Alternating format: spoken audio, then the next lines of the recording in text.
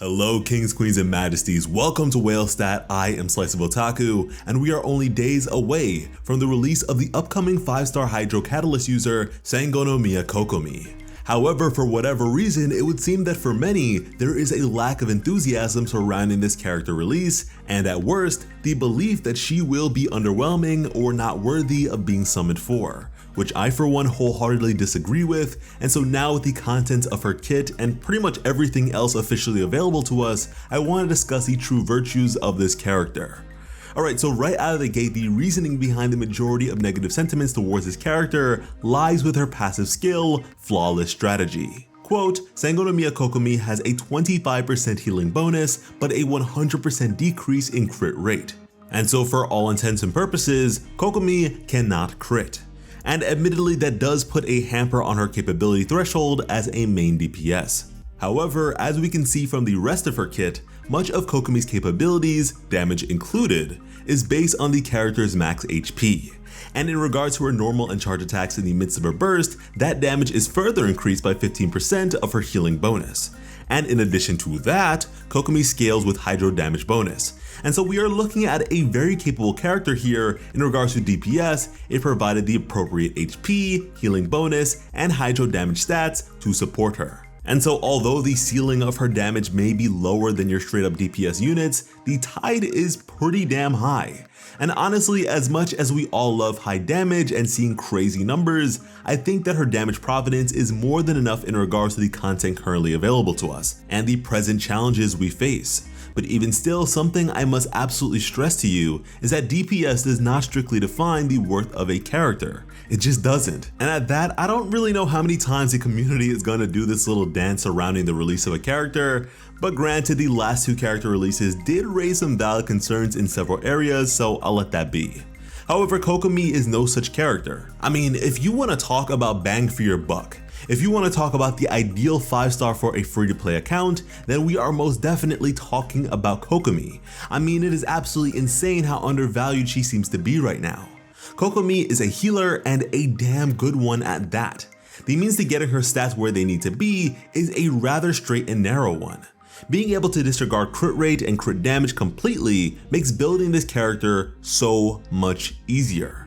It is a situation reminiscent of my boy Albedo and his desire for defense stats on his artifacts. What would for just about any other character be a pile of flamin' hot trash. Which is to say that you probably won't need to slave as hard for her artifacts as you would many other characters. And hey, in the event that you do end up with crit rate and crit damage heavy artifacts, then good. Use them on a character who can actually benefit from them. I for one am a big fan of such alternative characters because they make artifact collection in general just that much more rewarding. And if I can in any way make one of the most tedious grinds in the game more beneficial to me, best believe I'm gonna do so. But anyways, yeah, Kokomi is a healer, and because her healing capabilities and health-based tankiness are so directly tied to her damage output, they are ultimately streamlined in a way that you don't have to sacrifice one for the other or juggle the two.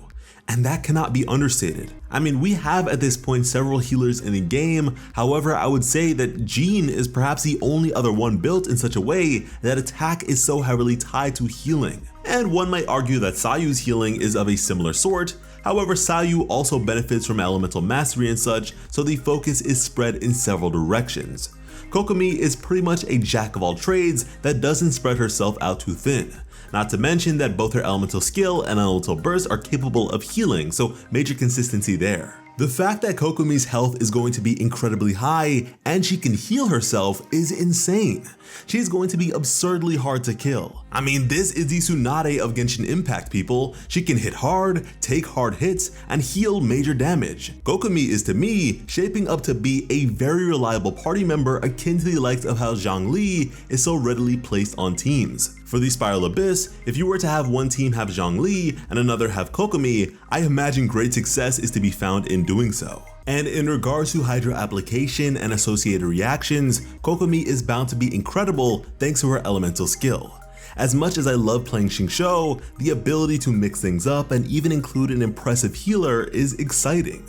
Kokomi looks to be an incredibly unique unit that I believe will provide plenty of value to those who get her. With that being said, I am not so impressed by her associated weapon, Everlasting Moonglow. And don't get me wrong, this is a great catalyst, but only for Kokomi. I mean, you never know what the future might hold, but with her being such a niche character and this fitting her so perfectly, you are reasonably never going to use this on any character besides her. And that, I do feel, is a bit unfortunate given the aforementioned versatility and free-to-play friendly nature of her kit, but it is what it is. And this catalyst not only improves upon the various strengths of Kokomi, but it also stands to offset a certain shortcoming in the energy department, as Hydro Resonance is all but worthless, so the likelihood of you having more than one Hydro character on a team is pretty low, which makes gaining energy for her a bit of a hassle. Weapon banners tend to be whale territory anyways, but I seriously wouldn't wish on this banner unless I already have Kokomi.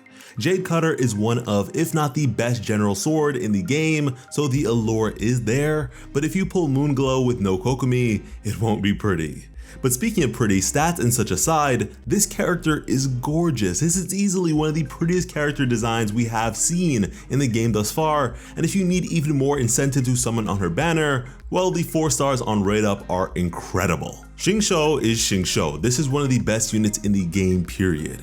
Beidou is absolutely goated, and as I've said in a recent video, one of the coolest free-to-play main DPS one can have. And Rosaria I have only just started using really, but she is actually pretty damn cool. Don't have any intentions of pairing her with Kokomi right now, but she can definitely play well with others. Truthfully, if you are free to play, this banner can set you up really well. These are some of the best supports you can ask for, and since Beidou was recently given out for free, that's consolation potential to be had. Now, in regards to Kokomi being a healer, I've seen plenty of sentiments that ultimately boil down to, we already have a healer at home. But like, if that's the case, we are absolutely hoarding main DPS characters at this point. But yeah guys, those are just some general thoughts I wanted to express to you all about Kokomi. Please, if you intend to pick up the character, let us know in the comments down below, and if not, let us know that and why as well. I know a lot of players are holding their breath for some character reruns, so if that's you, what character would you like to see rerun? Personally, I'd love to see Albedo make a return. He entered the game really early on, and so I'd love for more players to get the chance to experience his abilities. That and his C4 looks pretty insane if paired with the likes of Zhao or Kazuha, so yeah. Hopefully you guys enjoyed the video. I've been your host, Slice of Otaku. Thank you all so much for watching and have an awesome day. I love you.